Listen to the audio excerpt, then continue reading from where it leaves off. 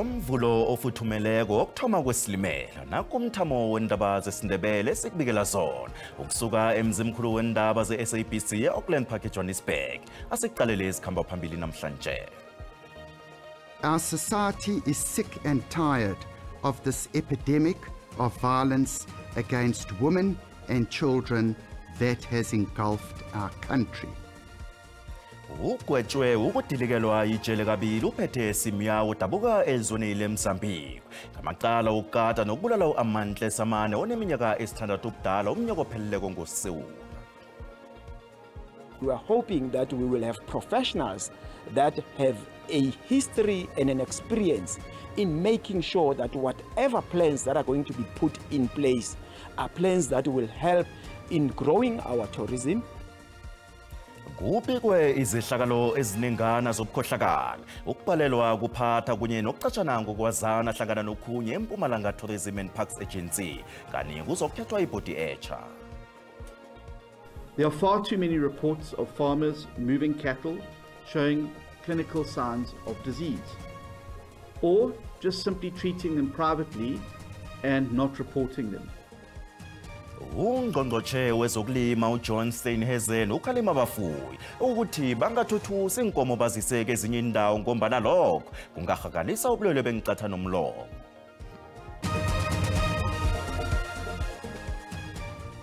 Kulithabo kimi ukunitholani ngilindile ngizonithulela indaba zesiNdebele kani ngapha kuthomane inyanga yamagugu akwande mzomkhulu.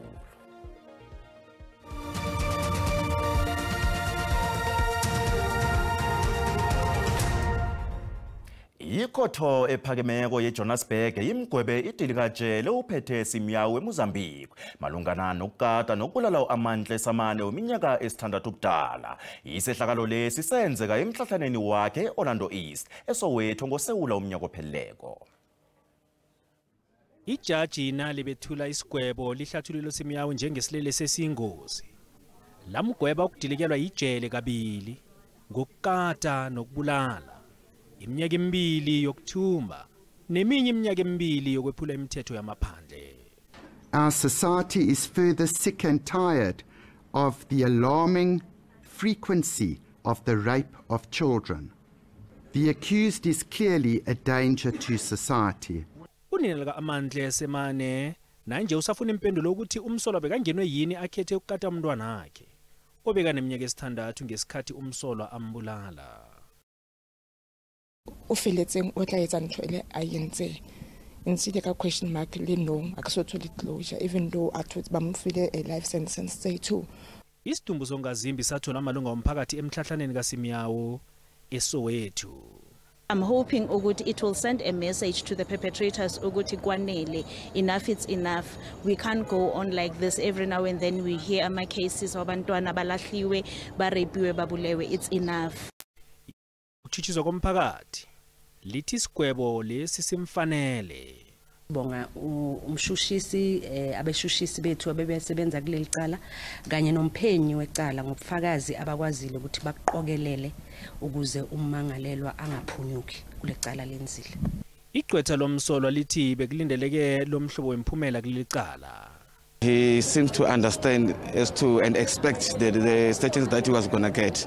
Unina lika Simane uthemba ukuthi kwanje khona umntazinyana wakhe uzokulala ngokuthula njengombana ubulungiswa benzekile. Isekela likaNgqongqotshe wezevakatshobukelo lalokho uFish Mahlalela ubekwe njengosihlalo webhodi yesikhatshana yeMpumalanga Tourism and Parks Agency. Kubekwe izehlakalo eziningana zobukhohlakala ukubalelwa kuphatha kunye nokucatshana ngokwazana hlangana nokhunye ehlanganweni le. Isikhathi sebhodi yaphambilini siphele izolo. Usomkhandlu wezokuthuthukiswa komnotho nevakatshobukelo eMpumalanga uJester Sidel umemezele indaba le nabekakhuluma nembikindaba kamahlelo omnyango lonke nyanga yezevakatshobukelo. Impumalanga Tourism and Parks Agency isemrarweni. Inqiwi zenyamazana zisebujameni obumbi okubabazekako.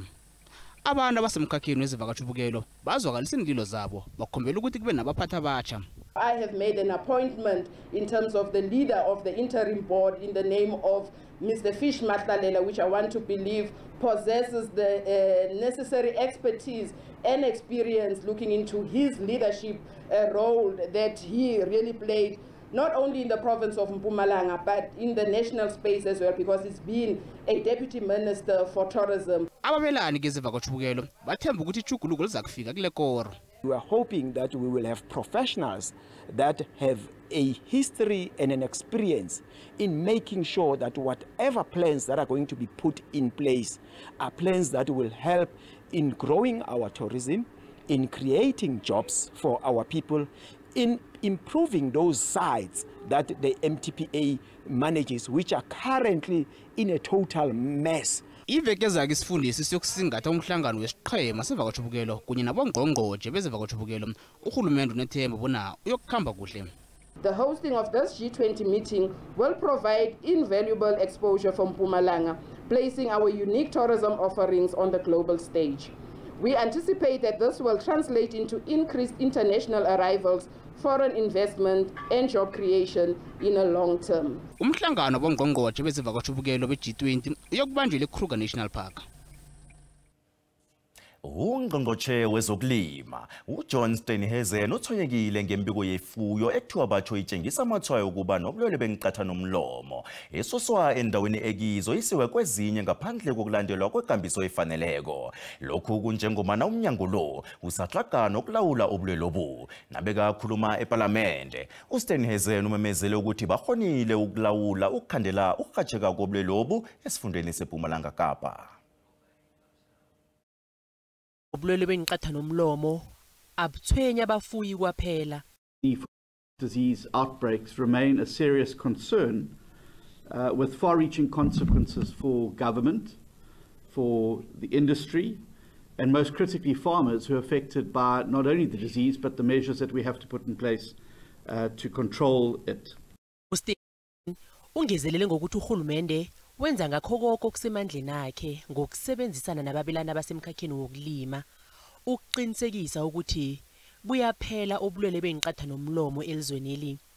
Kodwana wazwakalisa ukuthwenyeka ngalabo abangalandeli ikambiso efaneleko. Reports of farmers moving cattle showing clinical signs of disease, or just simply treating them privately and not reporting them. This is deeply concerning to us and is highly irresponsible. Uthumele isiqhema esinikele umsebenzi esifaka hlangana inkhulu zombuso kunye nababelani emkhakheni lo ukuphumelelisa igadangweli. Bosparot, an industry government task team on animal disease prevention, management, control will now be established. Akakhambisani nembono ethu ubulwele lobu abulawuleki. Nasibuya entolo. Wayeza kimi ngogogo angayentangeni zakhe. Manje kusisibuhlungu la. Ngendlela nyenza imhlolo ngakhona lo mfana lo. Kukatwe ugogo oneminyaka ema-69 eKwaGafontein eMpumalanga akatwa mngani womntwana omntanakhe.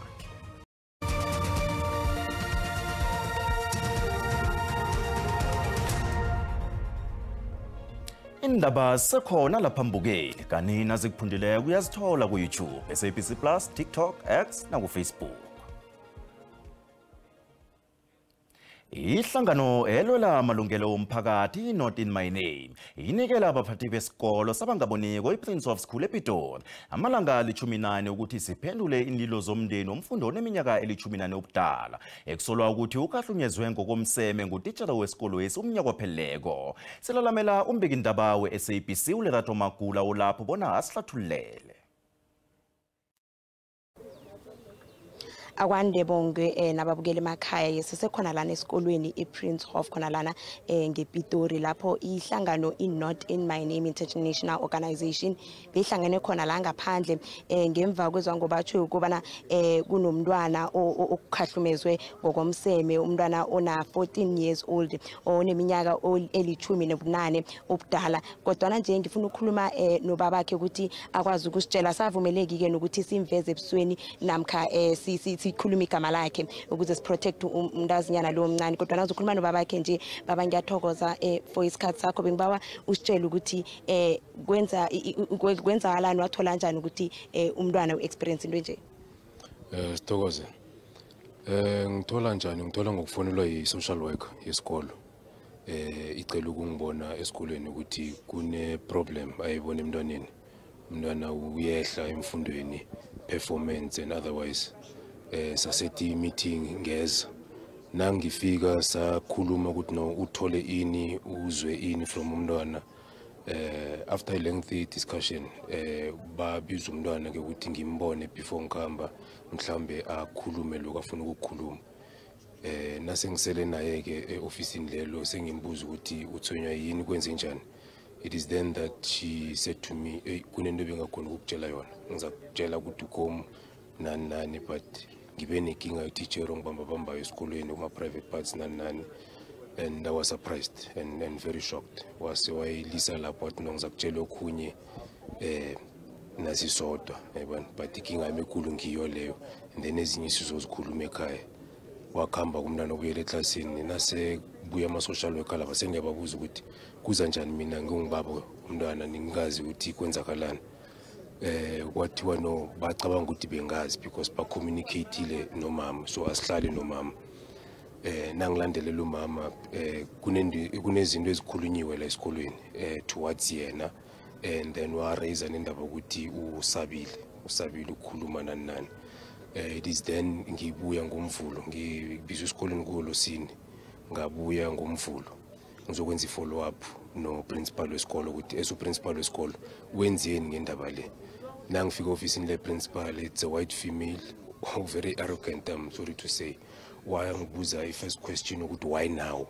Ngithi mina why now ngomntwana nami uchaza ukuthini ukuthi why now ukuthi no imatter le sisolvile ilungile. Ngithi ilunge ngaliphi uthethe mapha ama steps igama lomuntu oyenza into le ngibani and zanga kukhona ukuphumelela. Saba ne altercation mina naye ngamagama what no angiphume officeini lakhe and then that's the reason ngila namhlanje.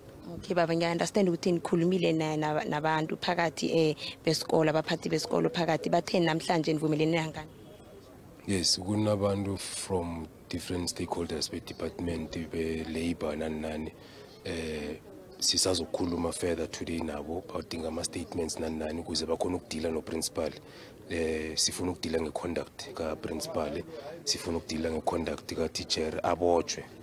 Sisayina ku-subs sokuchecka ukuthi kwenzakala nge-investigation naye khona ukuboshwa but i-department ize ngokuthi bawatholile ama-emails basitholile isikhalo bazwile ukuthi kune-incidents la so bayenza i-full report ne-follow up ukuthi kwenzakala nge-case le and then sikhipane updated. Ngiyathokoza baba Sikhathi. Thank you. Bongwe njengoba ke umzwile ke ubaba bakhulumile nama stakeholders ke phakathi basizwile ukuthi bathe bazobanikela 14 days ukuthi baphendule kodwa manje sibuyela kuwe e-studio samahlelo. Siyathokoza sisaraka nezokukadwa kubotshwe umsolo eProngoro eTlagwini ePitori ngensolo zokukada umfundi wa grade 4 esikoleni samabanga phasi inyanga epheleleko. Bahlangene bafuna impendulo.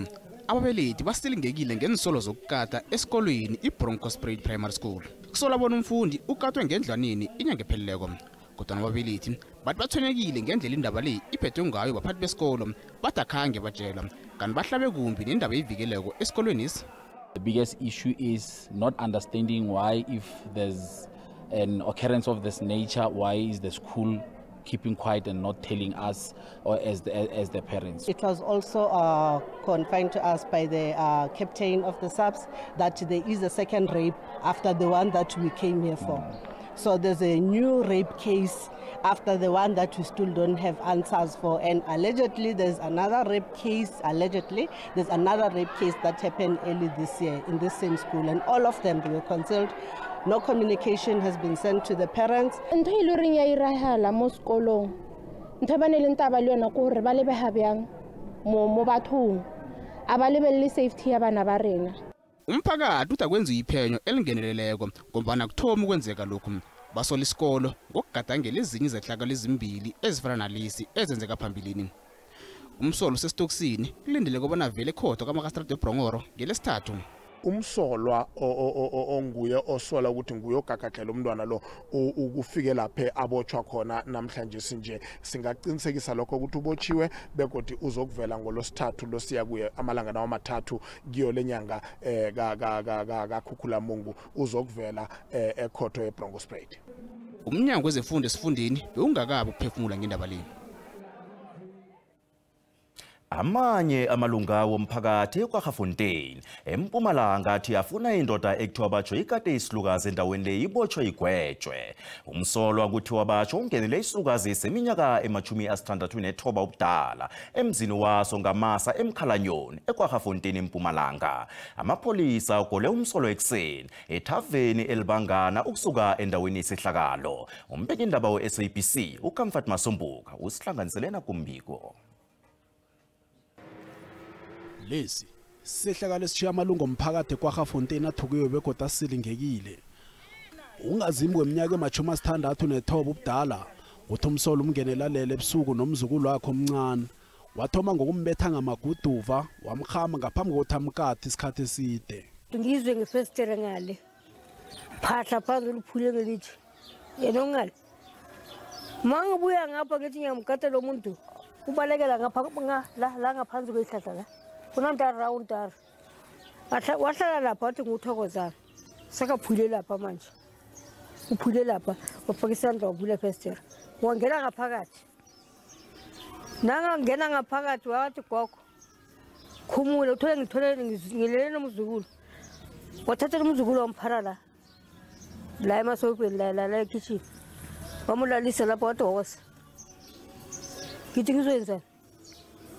Watiza la. Unje umuntu wakhona okhumule usenza ngama-shot pen.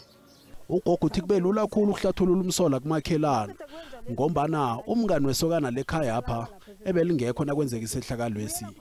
Umakhelana kagogo uthe ukuzizwa lezi wagijimisela ugogo emapholiseni. So uthina kangichazela kanjalo. Wangitshela nevoice yakhe ingakhona wathi yahoroza ngathi shilenyana wa describe vele ngathi hayi. Uye angimvikeli wasekhaya umntana kamkhulu wami. Angabe vele uyenzile into leyo. Uyenzile lento le wena ongitshela yona. Asikhambe ke. Siye epolice station. Wathi okay akunankinga. Ngathi mina kuye ungagezi. Tshentshe kuphela. Ithi mina ngisula ndeni ngiphekelele ke. Manye amalungu omphakathi athi afuna umsola abotshwe begoda agwetshwe. Asifuni into le. Asibafuni abantu abanje. Asibafuni asibathanda. Yena umuntu esimaziyo esimjwayele siyamthanda. Mara makenza into le. No. Angabuyi. No, angabuyi. Umsola bekavele ekhotho kaMakastrate eMkobola namhlanje kanti icala lithulisiwe.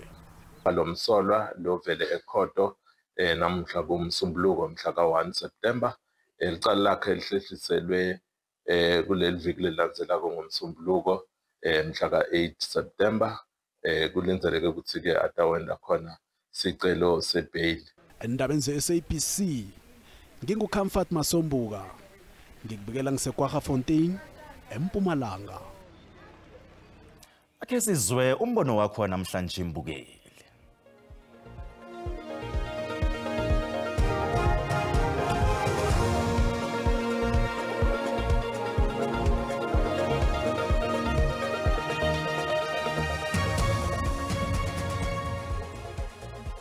Abantu benza lokho ngoba bazi ukuthi umthetho weSouth Africa umanzi khulu awukaqini. Bakata kanje kubangelwa ukuthi badla ukudla okuphakamisa imizwa babhalelwe ukuzibamba bakateke bathuwelele. Umthetho weSouth Africa ulula kakhulu nakuzele ebantwini abalelesako. Banamalungelo adlula wabantu abahlukunyeziweko. Abantu abasaba ukuboshwa. Amajele lapha eNingizimu Afrika umthetho wakhona uthambile kakhulu.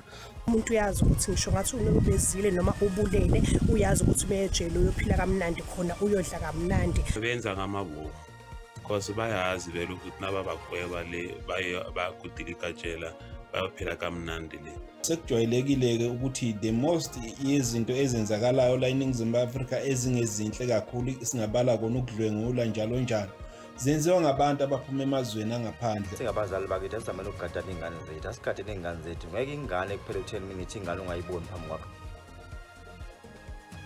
Umbono ngeumbukeli SABC ayizokuthwaswa umlando ukuziphendulela kombono umbukeli. Ezimali eRandal iqinile nalinganiswa nezinye imali ezinkulu.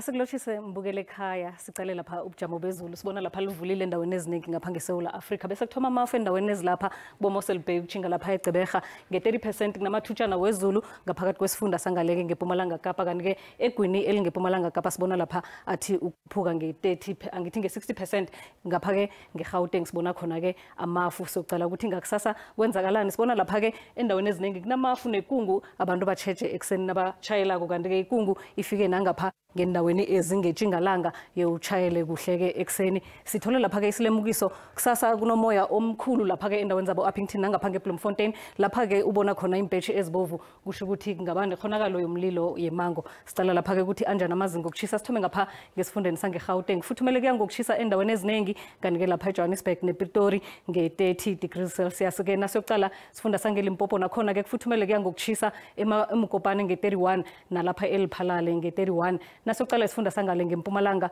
futhumele endaweni eziningi kuchisa esikhukhuza nalapha eMbombela nge31 sokucala ukuthi kwaZulu Natal ngakhanyona ke injani futhumele endaweni eziningi kuchisa lapha endaweni ezifana noLundi neVryheid nge32 nange33 iPumalanga Kapa ke nayo ke iyachisa ngemva kwamadina kanti ke sekusekuseni lapho ke umoya ngathi ke khona ubetha kamnanjazana lapha ke isifundeni sangeTjingalanga Kapa sibona iCape Town yaphola nendawo ezifana lapha eCape Agulhas ukuthi lapha eMossel Bay kufuthumele abo Oudtshoorn kuyachisa ke khona ngale ngeNorthern Cape kuyachisa hle ngemva kwamadina nangaleke endaweni ezingeFreystata nalapha ke esifundeni sangaleke ngeNorthwest kuyachisa ngokuhamba kwesikhathi sibonane kodwa ngesikhathi esilandelako Tido.